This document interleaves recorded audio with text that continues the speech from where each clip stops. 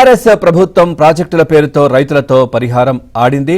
పరిహాసం పూర్తిగా ఇక రైతుల నుంచే భూసేకరణ చేసిన అప్పటి కేసీఆర్ ప్రభుత్వం కొందరు అన్నదాతలకు పరిహారం చెల్లించలేదు, మరికొందరు రైతులకు తక్కువ పరిహారం అందించిందనే ఆరోపణలు కూడా ఉన్నాయి. ఇక ఉమ్మడి వరంగల్ జిల్లాలో పరిహాసంగా మారిన ప్రాజెక్టుల భూసేకరణపై మరింత సమాచారాన్ని మా కరెస్పాండెంట్ నవీన్ అందిస్తారు.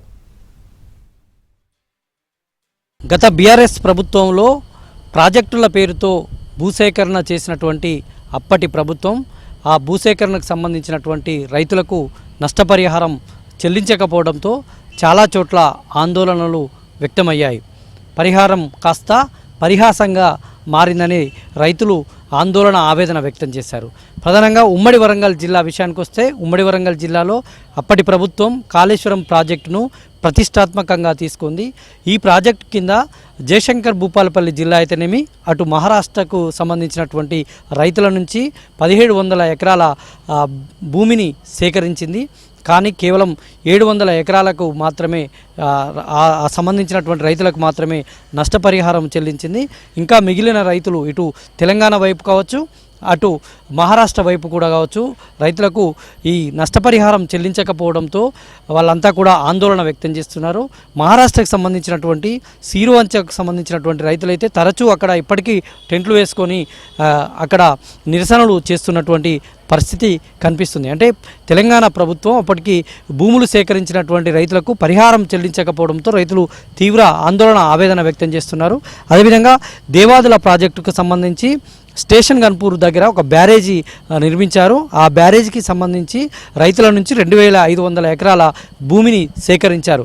కానీ అందులో మెజారిటీ రైతులకు నష్టపరిహారం చెల్లించినటువంటి ప్రభుత్వం ఇంకా 400-500 మంది రైతులకు నష్టపరిహారం సరిగా అందలేదంటూ వాళ్లకు తగినంతగా మిగిలిన వారికి ఇచ్చినట్టుగా తమకు ఇవ్వలేదంటూ వాళ్ళు కోట్ల చుట్టూ ఇంకా తిరుగుతున్నటువంటి పరిస్థితి కనిపిస్తుంది.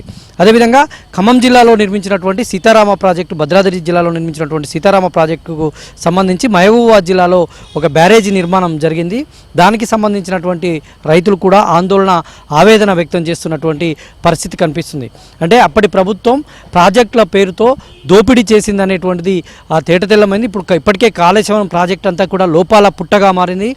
దాదాపుగా 1,00,000 కోట్ల పైచిలకు డబ్బులతో నిర్మించినటువంటి కాళేశ్వరం ప్రాజెక్టు ఇప్పటికీ రైతులకు ఉపయోగకరంగా లేదు. అది 2020వ సంవత్సరంలోనే ఆ ప్రాజెక్టులో లోపాలు బయటపడ్డాయని అప్పటి ఇంజనీర్లు జస్టిస్ ఘోష్ కమిషన్ కూడా నివేదిస్తున్నటువంటి పరిస్థితులు కనిపిస్తున్నాయి. అంటే కాళేశ్వరం ప్రాజెక్ట్ అనేటువంటిది ఒక వృధా ప్రయాస, వృధా ప్రయోగం అనేటువంటిది అయితే తేలిపోతుంది.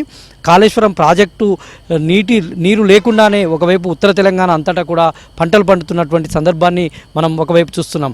కానీ ఆ ప్రాజెక్టుల పేరుతో ఇటు కాళేశ్వరం ప్రాజెక్ట్ అయితేనేమి, దేవాదుల ప్రాజెక్ట్ అయితేనేమి, సీతారామ ప్రాజెక్ట్ అయితేనేమి, ఇట్లా ఇంకా చిన్న చితక పాలకుర్తి రిజర్వాయర్, పాలకుర్తి దగ్గర ఉన్నటువంటి పాలకుర్తి రిజర్వాయర్ అయితేనేమి, అక్కడే ఇంకో మరో రిజర్వాయర్, చిన్న చితక రిజర్వాయర్ కూడా అప్పటి ప్రభుత్వం దృష్టి పెట్టి నిర్మాణం చేసింది, భూసేకరణ చేసింది. కానీ ఇప్పటికీ రైతులు మాత్రం చాలా ఇబ్బందులు, అవస్థలు పడుతున్నటువంటి పరిస్థితి, ఇప్పటికీ ధర్నాలు, రాస్తారోకోలు చేస్తున్నటువంటి పరిస్థితులు అయితే ఉమ్మడి వరంగల్ జిల్లాలో కనిపిస్తూ ఉన్నాయి.